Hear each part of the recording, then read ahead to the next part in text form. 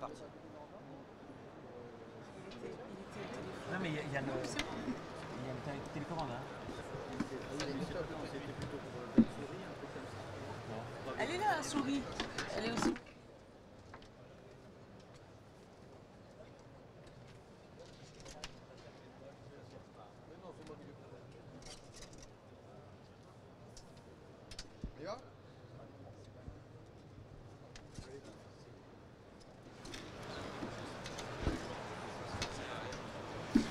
Bonjour et bienvenue à cette conférence consacrée au projet du nouveau CHU de Pointe-à-Pitre en Guadeloupe. Alors les spécificités de ce nouvel établissement permettront l'exercice d'une médecine moderne en constante évolution à la hauteur d'un service public intégrant les particularités et les contraintes propres à l'archipel guadeloupéen.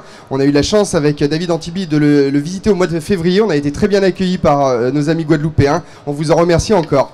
Alors le nouvel hôpital offrira au personnel un cadre de travail agréable, fonctionnel, aux patients et visiteurs une qualité d'accueil, de soins et de vie. Il s'agit d'un hôpital des extrêmes, comme les différents intervenants vont nous l'expliquer ce matin. L'un des seuls CHU de France refait à neuf dans un contexte géographique, sanitaire et économique très particulier, vous le comprendrez. Nous accueillons ce matin pour nous parler de ce projet le docteur Suzy Duflo, présidente de la commission médicale d'établissement. Bonjour docteur. Nous accueillons également Laurent-Marc Fischer, architecte associé Architecture Studio. Bonjour Laurent-Marc. Michel Seban, architecte associé Agence Babel. Bonjour Michel. Et Philippe Laborda, directeur de projet chez ICAD.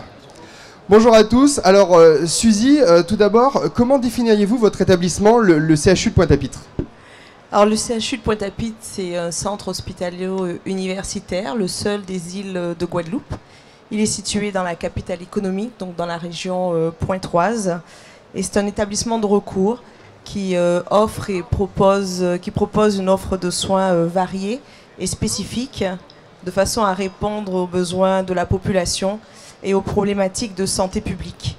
Nous avons une incidence des maladies chroniques qui est relativement importante, ainsi qu'une incidence de la cancérologie. C'est aussi dans certains domaines un hôpital de pointe et avec des activités d'excellence telles que la greffe rénale, la gynécologie, l'utilisation du robot chirurgical, la neuronavigation, mais aussi d'autres spécialités comme les maladies infectieuses et tropicales, surtout dans le domaine de la recherche. On a un plateau technique qui est bien développé et qui est digne de CHU. C'est un établissement qui est en plein développement avec de nombreux challenges qui sont réels. C'est un hôpital qui accueille, qui forme les internes, les assistants. Et c'est surtout un CHU dont les projets actuellement s'inscrivent dans une dynamique universitaire et de recherche pour l'avenir, mais qui rencontre quand même certaines difficultés. Alors justement, quels sont les enjeux et les attentes d'un tel projet pour un établissement comme le vôtre ? Alors les enjeux sont très importants. Il s'agit d'une reconstruction sur un autre site. On va quitter le site actuel. Donc c'est un nouveau bâtiment tout neuf. Et la difficulté, les enjeux nous obligent à nous projeter vers les activités futures. Ça nécessite une vision de la médecine de demain. Je crois qu'on sait tous que la médecine d'aujourd'hui est en pleine mutation dans son fonctionnement, dans sa réalisation, dans la prise en charge des patients. Et l'enjeu, c'est de bien réussir ce tournant, de bien réussir cette évolution et d'avoir une projection et une vision suffisamment futuriste pour les années à venir pour que l'hôpital qu'on est en train de construire aujourd'hui puisse complètement s'inscrire dans cette médecine de demain. Donc pour nous, c'est quelque chose d'important. Ça met une pression relativement forte. Il faut éviter les mauvaises orientations, voire les moins bonnes orientations. Il faut dimensionner cet hôpital correctement pour l'avenir de la population et une bonne prise en charge médicale et nous aider aussi dans ces enjeux, je l'ai dit tout à l'heure, mais tous les différents virages médicaux pour un bon fonctionnement et une efficience réelle, le virage ambulatoire, les réorganisations des services. Et c'est un hôpital qui est très basé sur la mutualisation des ressources humaines et des moyens. Alors, vous avez évoqué en préambule les difficultés que vous avez rencontrées sur ce projet. Quelles ont été les difficultés ? Alors, le projet n'est pas abouti. Donc, on a connu des difficultés et je pense que d'autres difficultés restent à venir. ce qui est normal. Ça nous permet d'évoluer, ça nous permet de réfléchir, ça nous permet de changer de cap et d'optique et dans un but d'excellence. Donc les difficultés ont été à tous les niveaux. Il a fallu obtenir l'adhésion du corps médical. Progressivement, je pense qu'actuellement on peut dire que l'ensemble de ce corps médical s'est complètement approprié le projet, parce qu'on a travaillé, et l'un des avantages de ce projet, c'est qu'on a pu travailler directement sur les différentes structures, en accord avec l'ANAP, en accord avec les architectes, l'équipe projet, ICAD, et ça a été très important, enfin ça l'est toujours puisque nous n'avons pas terminé. Ça a été très important de pouvoir, avec les uns et les autres et les différentes visions et perspectives, de se projeter et de se mettre vraiment au cœur de ce projet-là. Les autres difficultés qu'on rencontre, c'est que progressivement au cours de ce projet, notre capacitaire définitif a bougé. J'espère qu'il ne bougera plus. Difficulté parce qu'il faut qu'on soit sans arrêt dans l'explication et faire la preuve que l'outil qu'on demande et qu'on présente est exactement celui qu'il va nous falloir demain. Donc c'est vraiment pas facile. Et il faut éviter surtout de se tromper parce que les conséquences risquent d'être désastreuses pour la population et pour l'avenir. Donc c'est un hôpital qui va complètement, on l'espère, s'inscrire dans un parcours de soins et qui a mis et qui met complètement dans le travail qui est effectué jusqu'à présent le patient au centre de ce projet, ce qui est pour nous une importance qui est d'importance et qui est primordiale. Merci docteur. On va se tourner vers Philippe Laborda, directeur de projet chez ICAD. Comment est organisée la maîtrise d'ouvrage pour ce projet du nouveau CHU de Pointe-à-Pitre et quel est le rôle d'ICAD ? Alors, le maître d'ouvrage est le CHU de Pointe-à-Pitre, représenté par son directeur général. Le CHU a mis en place une équipe projet dédiée à ce projet de reconstruction. La chefferie est assurée par le directeur général adjoint. Il y a également une attachée d'administration, un ingénieur biomédical, un ingénieur génie civil, un expert en logistique et un cadre supérieur de santé. Le CHU également s'appuie sur ses utilisateurs et qui sont représentés par la CME. ICAD est donc l'assistant à maîtrise d'ouvrage du CHU de Pointe-à-Pitre. Alors, au niveau de la mission d'ICAD, nous intervenons en qualité de mandataire de maîtrise d'ouvrage, c'est-à-dire que nous assurons une mission très complète de management de l'opération sur les aspects financiers, techniques, administratifs et juridiques. Alors, comment assurez-vous la conduite de projet et comment arrive-t-on à coordonner tous les acteurs présents ? Nous nous appuyons sur des ressources internes à ICAD pour la partie juridique, programmation, comptabilité et management général. Et nous appuyons aussi sur des ressources externes, dont par exemple le bureau d'études Artelia pour les analyses techniques. Par exemple le bureau d'études géodynamique et structure pour la partie génie parasismique. Quelles sont les difficultés que vous rencontrez dans la conduite de projet ? Alors les difficultés que l'on rencontre, eh bien, elles sont multiples. Des difficultés liées déjà à l'implantation de l'établissement en Guadeloupe par rapport à... Il y a vos petits camarades qui rigolent. Qui rigolent ? Ah bon ? Qu'est-ce qui fait rire ? Bah oui, oui. Faut pas les nier. Donc on a des difficultés liées à l'implantation en Guadeloupe avec les contraintes parasismiques et paracycloniques qu'on connaît. Donc ça rend beaucoup plus complexe les prises de décision. Hein. On a des difficultés liées à la distance et au décalage horaire avec l'Hexagone, pour tout ce qui est liaison avec des bureaux d'études ou l'architecte qui est basé à Paris, par exemple. On a aussi des difficultés liées au site, puisque le site est vierge, j'allais dire. Aujourd'hui, il est planté de canne à sucre, donc il s'agit de le rendre exploitable et donc faire desservir par tous les réseaux eaux-vières, les réseaux humides, eau pluviale, eau usée. Voilà. Donc ça, c'est un vrai challenge de travailler avec toutes ces collectivités pour rendre l'établissement, sa construction possible. Alors, le groupement en charge du projet du nouveau CHU de Pointe-à-Pitre est composé de 4 co-traitants partageant une mission de maîtrise d'œuvre classique, Architecture Studio en tant que mandataire durant l'opération, les agences d'architecture Babel et Alain Nicolas, ainsi que le bureau d'études techniques Ingérop. Outre ces 4 entités, le groupement fait intervenir une dizaine de spécialistes sous-traitants qui exercent dans des domaines aussi divers que l'acoustique, la sécurité incendie, en passant par le traitement de façade, l'ergonomie, la logistique ou encore la haute qualité environnementale.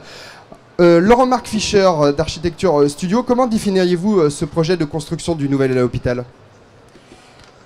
Je le définirais d'abord parce que c'est un projet exceptionnel. Alors, c'est un projet exceptionnel déjà par l'équipe, bien sûr. Alors, pas seulement l'équipe de maîtrise d'œuvre, l'équipe de maîtrise d'ouvrage, qui est exceptionnelle.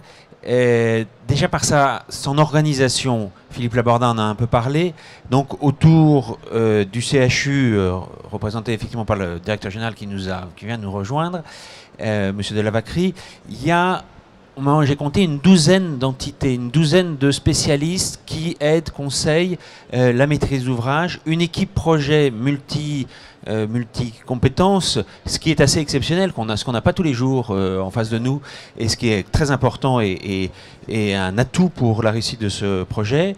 Et puis tous les consultants de la maîtrise d'ouvrage qui aident ce projet exceptionnel. La maîtrise d'œuvre également exceptionnelle par au-delà de la qualité, par l'organisation et les nombres des spécialistes qu'on est allé chercher avec Babel, Alain Nicolas et Ingérop, on est allé chercher des spécialistes dans chacun des domaines qui étaient nécessaires à la réalisation de ce projet particulier, comme Victor Davidovici par exemple pour le sismique, ou des partenaires en Guadeloupe comme ETEC ou Texol pour des sujets de VRD ou de HQE. Et donc, première chose, bien sûr, c'est l'équipe. Mais au-delà de ça, le bâtiment lui-même, le projet lui-même, l'est en France, l'est même en Europe ou dans le monde, parce que c'est un bâtiment, c'est un CHU, un centre hospitalier universitaire, qui sera construit complètement neuf, à une quinzaine de kilomètres du site actuel, d'un bâtiment qui est complètement dépassé, qui pose plein de problèmes. Donc, reconstruire sur un autre site, un bâtiment un CHU, il y en a un autre qui est en projet, je crois, en France, mais c'est l'un des seuls en Europe avec l'ensemble et la complexité d'un CHU. C'est exceptionnel aussi par l'investissement de l'État. C'est un investissement à 100% de l'État. Donc, dans une situation effectivement économique telle qu'on la connaît, bien sûr que c'est tout à fait exceptionnel.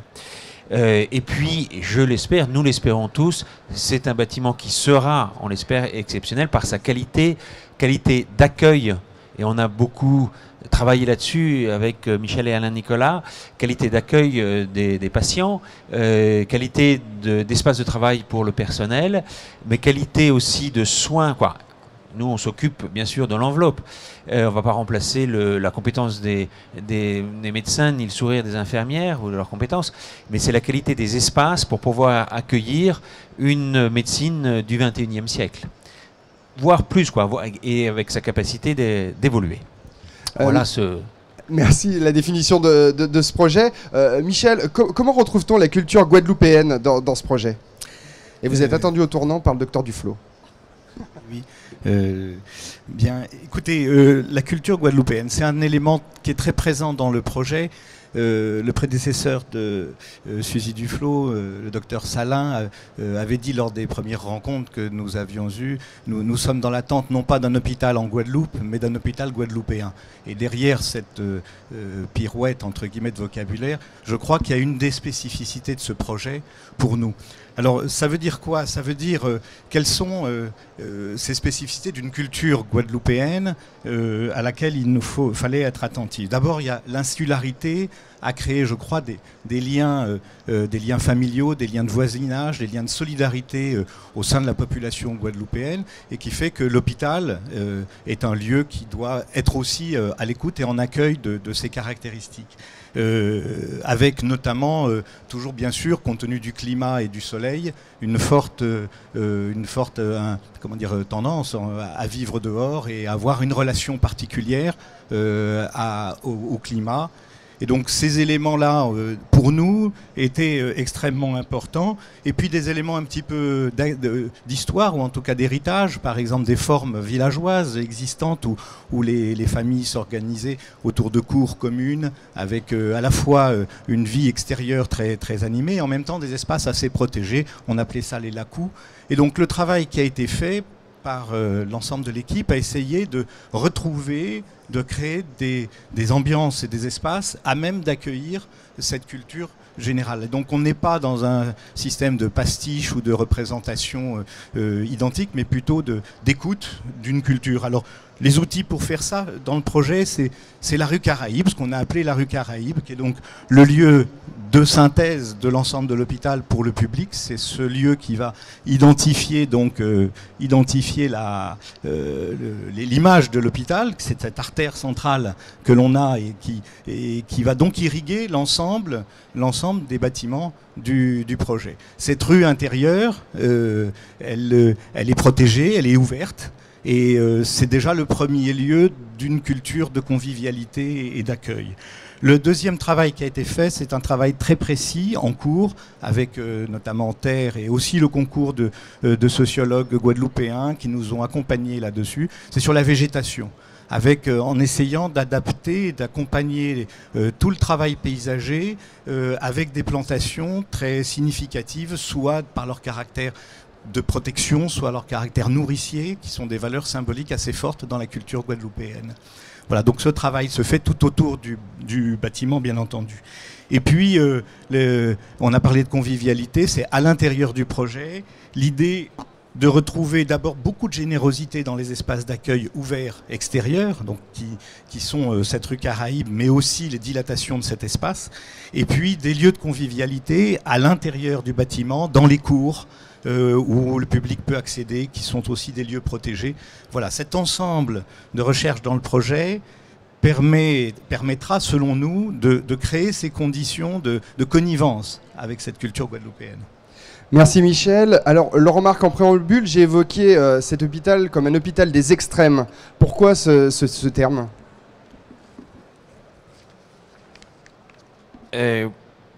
Parce que c'est un peu vrai.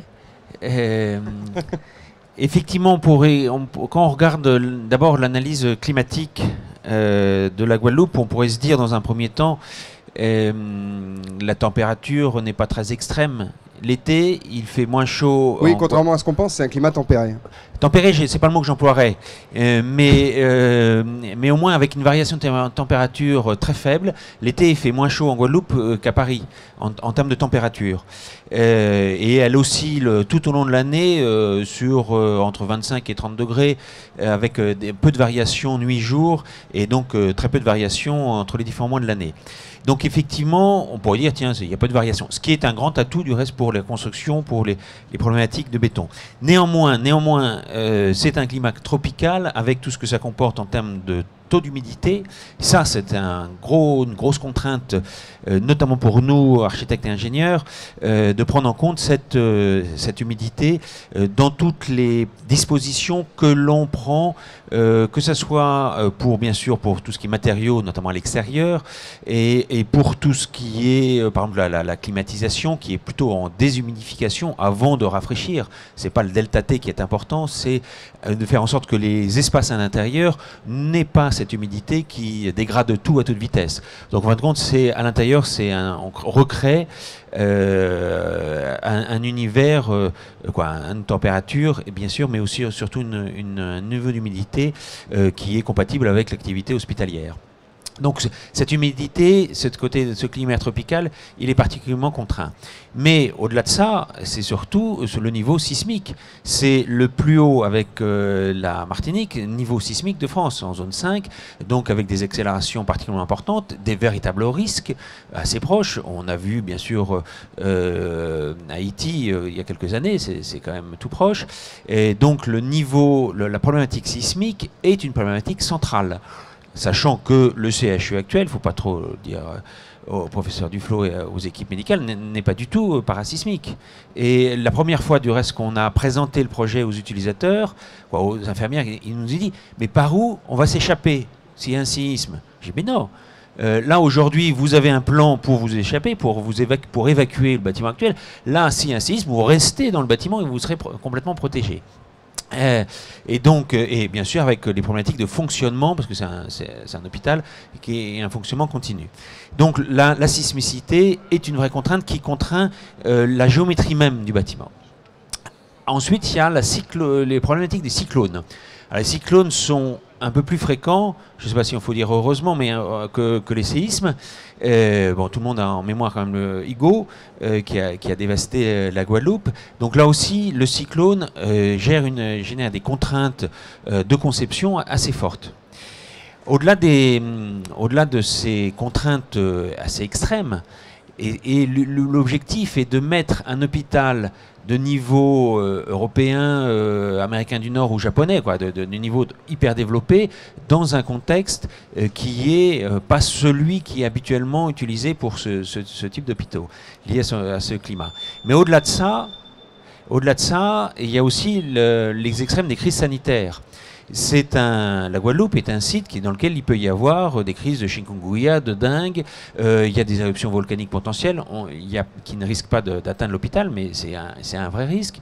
Il peut y avoir aussi un crash d'un avion, etc. Et le CHU ne pourra pas bénéficier des départements voisins, il y a la Martinique, mais qui est quand même un peu plus loin, pour gérer des crises sanitaires. Et donc il y a cette problématique qui est un vrai souci aussi pour tout ce qui est la programmation, pour la définition capacitaire réelle du besoin de ce CHU. Donc voilà en quoi les quelques points principaux de ce caractère extrême un peu de l'hôpital. Pouvez-vous nous décrire cet ensemble hospitalier? Oui, Suzy?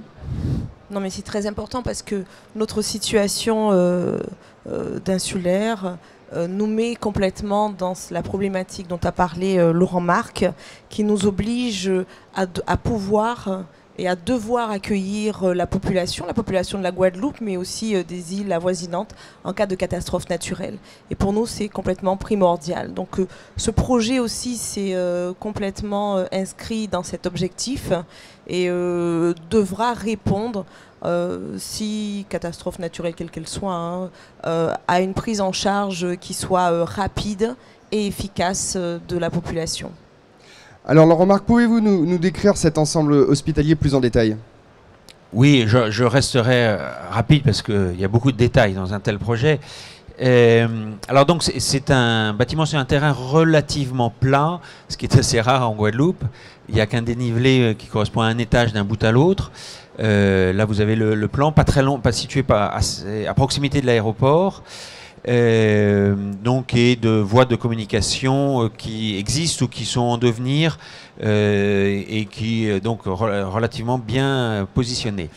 Le principe est ce qu'on appellerait un hôpital fractionné en plusieurs bâtiments interconnectés.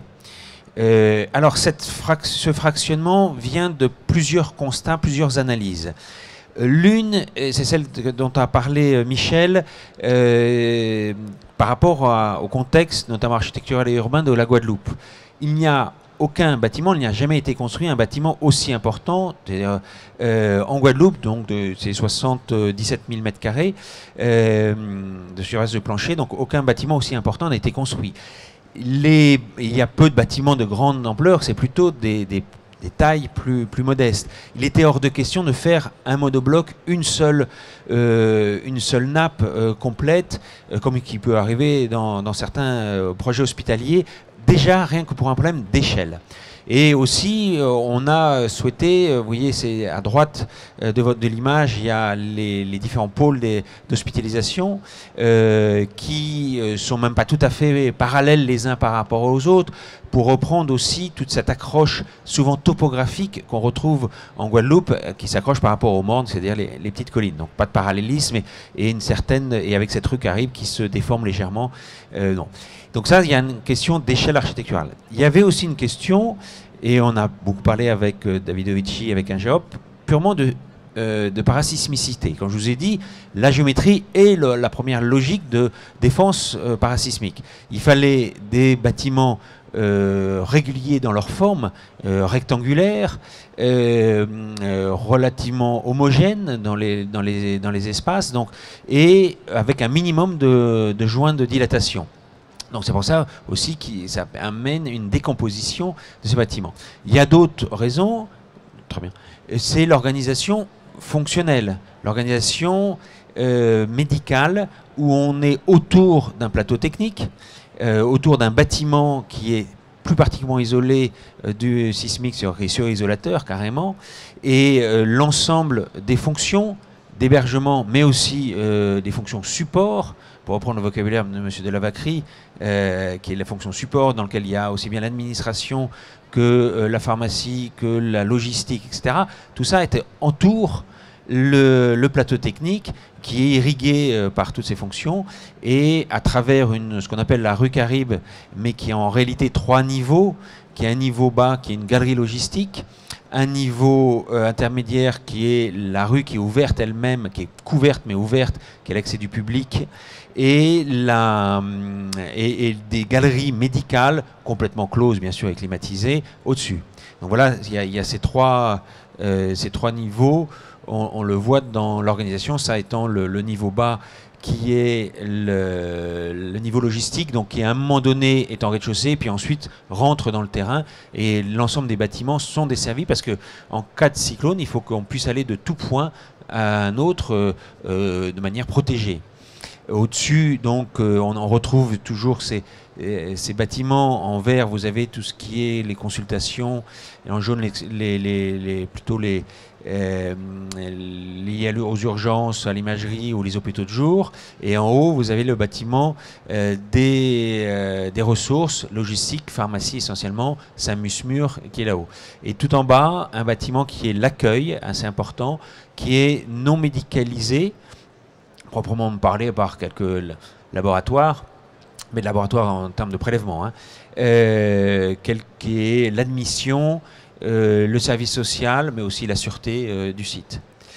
Et puis au-dessus se déclinent les différentes entités d'hébergement en violet, avec à chaque fois des unités qui sont couplées 2 à 2, ou alors en jaune avec un hôpital de jour, donc qui permettent d'avoir une organisation très souple, qui bénéficient chacun d'espaces communs, logistiques ou d'accueil.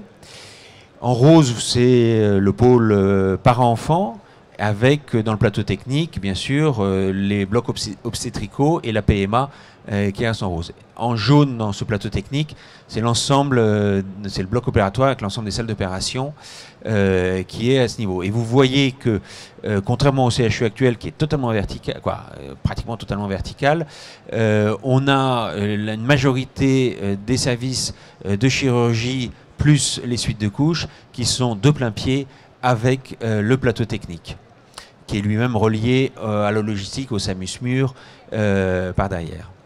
Il y a bien sûr un amphithéâtre qui est important dans un domaine universitaire, qui fait l'articulation, la partie plus support, dans lequel il y a aussi des services, il y a le club des médecins, le service des vigilances, etc. Et puis la partie hospitalière et de formation. Voilà, donc on a cette organisation qui est en même temps verticale, assez verticale en réalité dans le plateau technique, parce qu'on va comment s'appelle, des urgences à l'hélicistation, en passant par les blocs, la réanimation, la néonatologie, l'USIC et tout ce qu'on veut. Et en dessous, on a tout ce qui est médecine nucléaire, une unité isolable très particulière, dans laquelle il y a aussi l'Ebola, des 2 chambres maintenant spécialisées Ebola, donc assez verticale et connectée horizontalement avec les hospitalisations. Voilà un peu la structure principale du CHU, comment il est organisé. Michel, comment vous avez abordé la gestion des flux et l'accueil ? La question des flux, je crois que ce sur quoi nous avons le plus travaillé, c'est de rendre très indépendant l'ensemble des flux à l'intérieur de l'hôpital. Donc ce que Laurent Marc vient d'expliciter se traduit dans les faits par le fait que les circulations du public sont exclusivement cantonnées dans la rue Caraïbes, qui est l'espace de déambulation, et que ce flux public-patient ne croise pas les flux médicaux qui, eux, fonctionnent dans les galeries médicales qui sont le long de la rue Caraïbes, avec des passerelles vers le plateau technique d'une côté, ou bien dans une rue logistique qui est sous la rue Caraïbes et qui, elle, distribue l'ensemble des fonctions de support intérieur de l'hôpital. Donc ça, c'est en termes structurels l'un des points de travail les plus attentifs sur lesquels nous avons travaillé. Pour accompagner la lisibilité de ces espaces dans l'hôpital, nous avons, avec le soutien et l'appui du maître d'ouvrage, développé très tôt dans le projet, c'est-à-dire dès à présent, dès l'esquisse, l'APS, une mission d'étude de signalétique.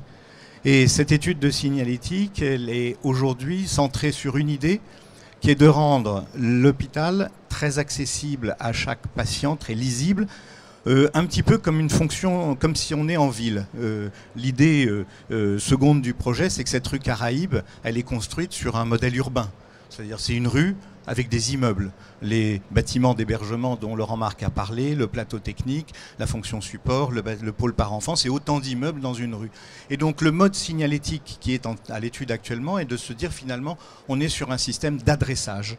Le client va, le patient va au 5 de la rue Caraïbes, au 7 de la rue Caraïbes, et chaque bâtiment porte un numéro comme une rue.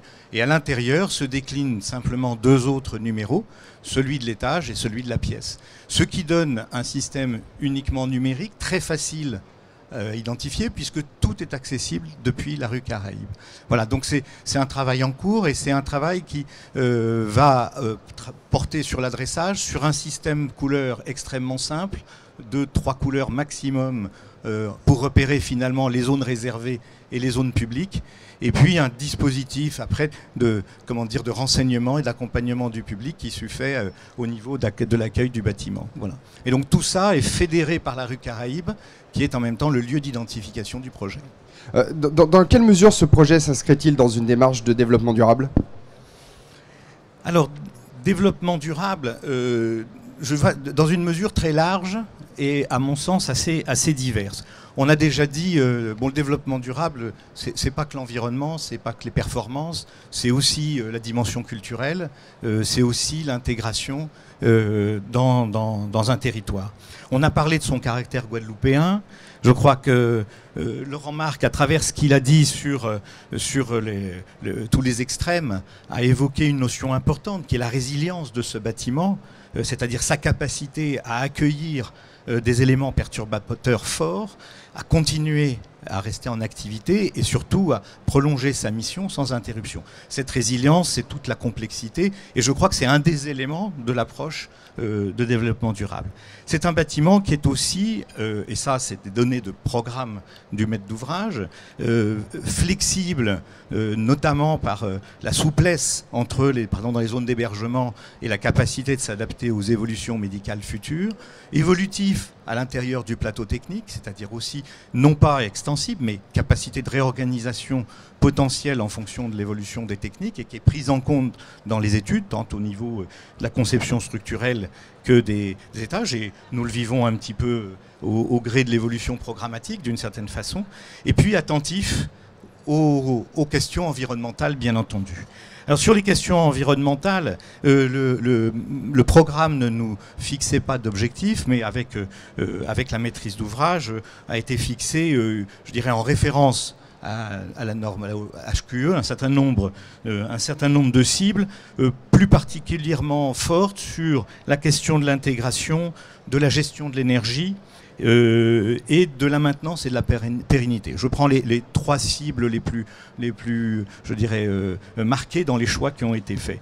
Et je dirais que pour conclure, l'un des points de travail très importants, qui est l'intégration dans le paysage, a fait l'objet avec l'agence Terre d'un travail très continu dans lequel le paysage, qui aujourd'hui, je le rappelle, est de la monoculture, c'est-à-dire est essentiellement de la canne à sucre, peu favorable à la biodiversité. Le travail qui va être fait et qui va commencer d'ailleurs en anticipation par rapport à la construction du bâtiment vise à réintroduire une biodiversité importante sur le site.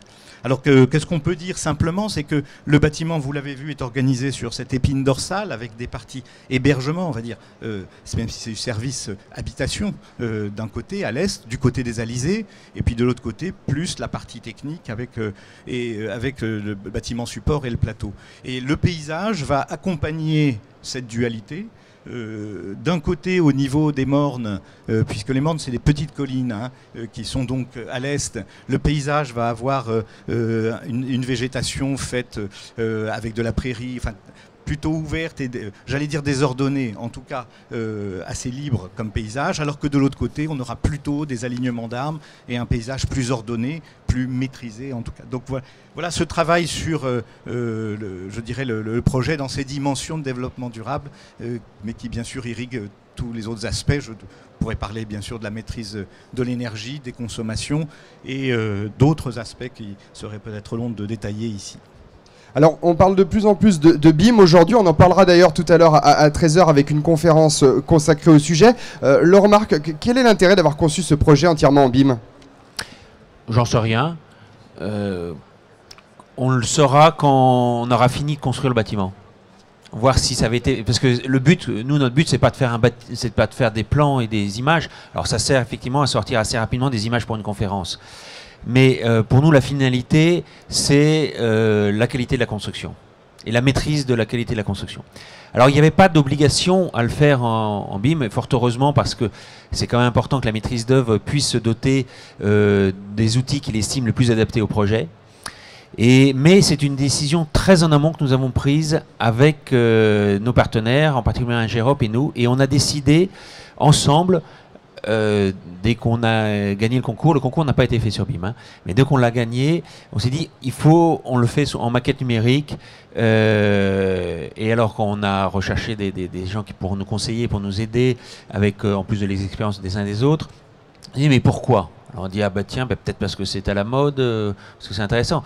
Non, en fait, on a défini cette méthodologie de travail en maquette numérique dans un objectif de la qualité de la conception. Il peut y avoir plusieurs objectifs et plusieurs raisons de faire un travail en maquette numérique. Là, c'est vraiment la maîtrise de la conception, dans une volonté vraiment de concurrence interne à l'équipe de maîtrise d'œuvre, c'est-à-dire entre les architectes et l'ingénierie, avec un travail d'échange, un travail de qualité, de précision, et qui effectivement nous permet au fil des études d'aborder un bâtiment qui est quand même très contraint. On a des objectifs financiers serrés, ça vous en doutez pas, et peut-être encore plus serrés que par les années d'avant, avec des budgets qui doivent être tenus impérativement. On n'a pas de marge de manœuvre. Et donc cela voulait dire qu'il fallait être très précis dans l'analyse des surfaces, des volumes. Et donc en même temps qu'on ait les volumes les plus optimisés dans les circulations, dans les hauteurs sous plafond, etc. Mais en même temps, bien sûr, qu'on puisse mettre l'ensemble des tuyaux, des gaines, des machins qui doivent aller là-dedans. Donc, effectivement, le travail en maquette numérique, et c'est pas simplement la maquette numérique, c'est le travail en maquette numérique qu'on appellerait concurrente, c'est-à-dire aussi bien du côté de l'ingénierie que du côté des architectes. Et ça, c'est indispensable, c'est une clé de la réussite, c'est qu'il y ait un travail avec une organisation assez complexe du reste, quelqu'un qui va chapeauter l'organisation de l'ensemble, et puis chaque entité a ses propres équipes de direction de la maquette numérique. Elle est liée, puisque c'est une base de données, en réalité elle est liée avec d'autres bases de données qui travaillent sur Access pour gérer toutes les millions. Quand je dis les millions, c'est pas une figure, c'est la réalité des millions d'informations qu'il y a à gérer.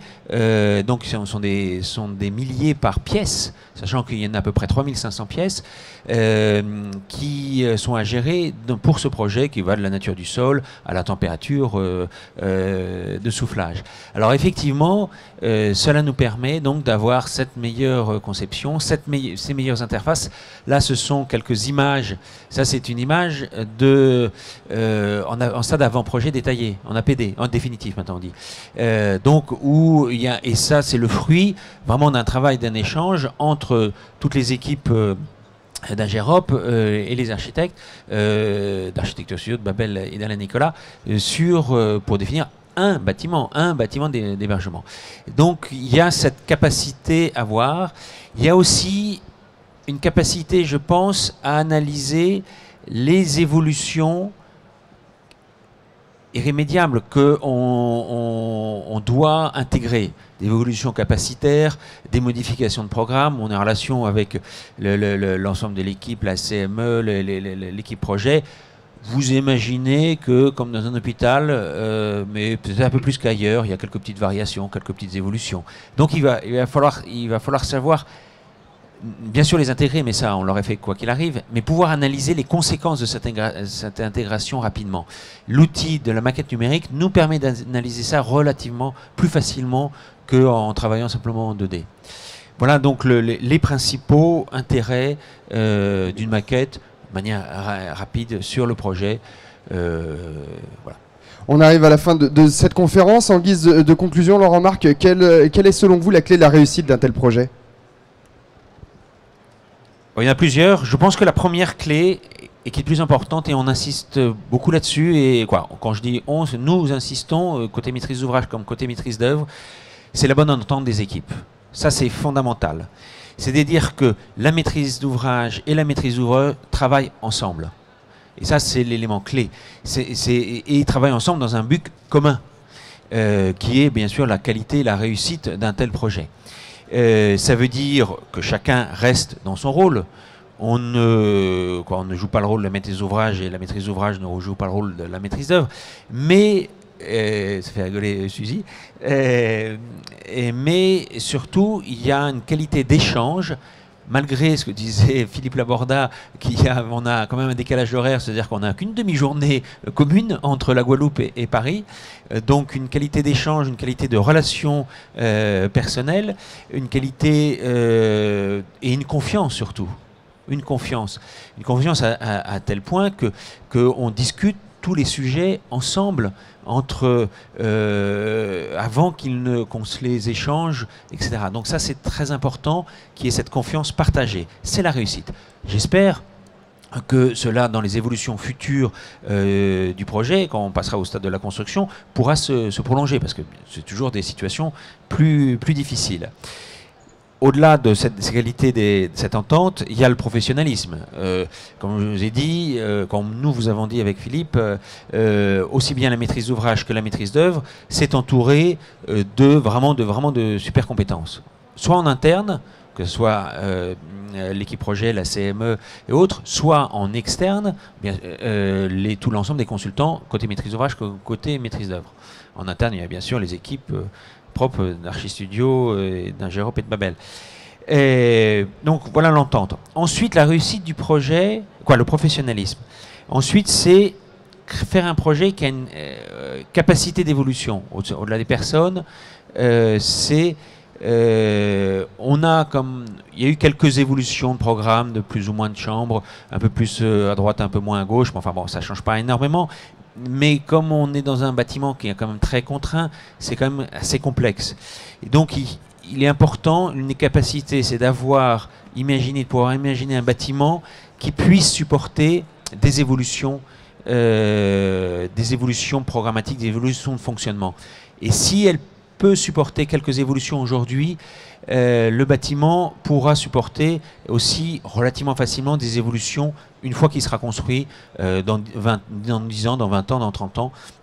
Et c'est assez important. Et l'architecture même, par cet hôpital fractionné, où on différencie par les qualités d'accueil, par les qualités techniques, par les spécificités techniques, l'hébergement, l'hospitalisation du plateau technique, c'est-à-dire des bâtiments qui, on va dire, de basse technologie ou des ensembles de basse technologie, des ensembles qui seront de toute façon toujours de haute technologie, même si ces technologies médicales vont évoluer, il y aura toujours de l'accueil, il y aura toujours un être humain qu'il faudra accueillir, il y a toujours un être humain qu'il faudra réparer, et il faut, et c'est ce qu'on a essayé de faire, que les bâtiments puissent accueillir ça dans les dispositions médicales actuelles comme dans celles futures. Voilà. Merci. J'ai l'impression que Le mot de la fin, oui, pour... voilà, on va laisser le professeur Duflo. Voilà. Voilà. Non, je pense que je partage tout à fait cette opinion. Et c'est vrai que la présidence de CME s'est mise en place il y a bientôt 4 ans. Et on a totalement investi ce projet. Et ça a été la particularité de ce projet, ça a été de discuter, et c'est la qualité des échanges qu'on a pu avoir les uns avec les autres. Et je pense que c'est très important, c'est enrichissant pour chaque corps de métier, puisque nous, on n'est pas architecte, on est médecin, et on a des visions différentes qui ont apporté une certaine qualité pour discuter les flux, pour discuter les pièces, pour discuter les emplacements.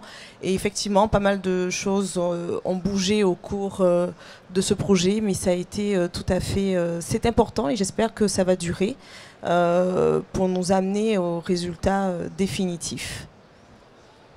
Alors, ne croyez pas que on soit dans une compétition médecin-architecte pour le mot de la fin.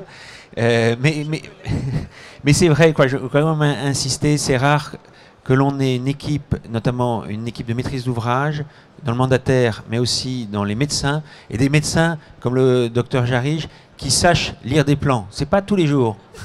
C'est pas tous les jours. Et qui sachent rentrer en dialogue. Et c'est ce qui est important pour échanger.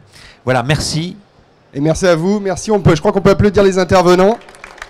Merci à tous pour votre présence, merci pour votre écoute. Dans quelques minutes, sur le village des architectes, nous vous invitons à suivre la conférence consacrée à la nouvelle unité de réanimation chirurgicale du CHU d'Angers avec l'atelier Alain Jagnot, architecte. Et puis sur l'Agora Plateau Technique Hôpital, une conférence consacrée à la plateforme technologique d'Oseo de Saclay avec l'agence TLR. A tout de suite.